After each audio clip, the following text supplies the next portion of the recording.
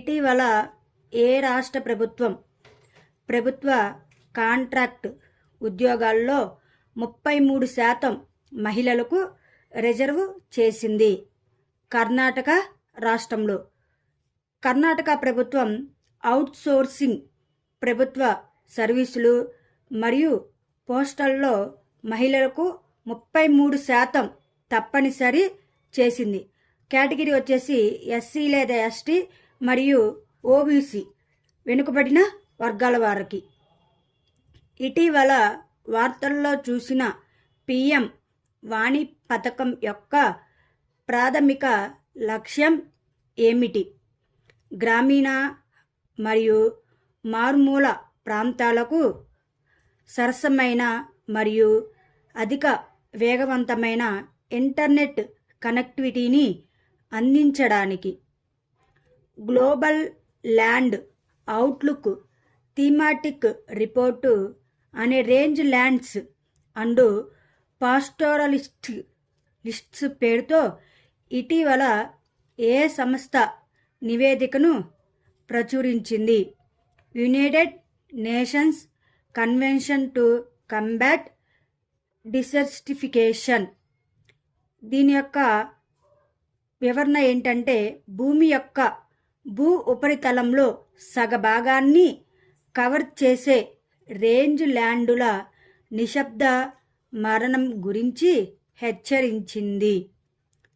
World economic forum విడుదల చేసిన travel and tourism development index 2024లో భారతదేశం ఏ స్థానంలో ఉంది?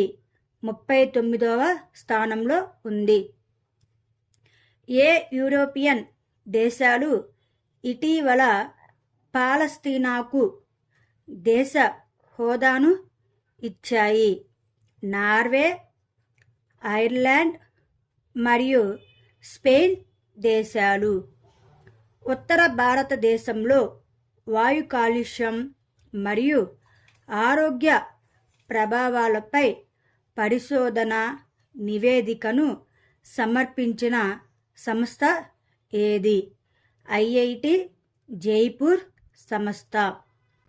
ప్రపంచ పారా అథ్లెటిక్ ఛాంపియన్షిప్లో మహిళల F51 క్లబ్తో ఈవెంట్లో బంగారు పతకాన్ని ఎవరు గెలుచుకున్నారు?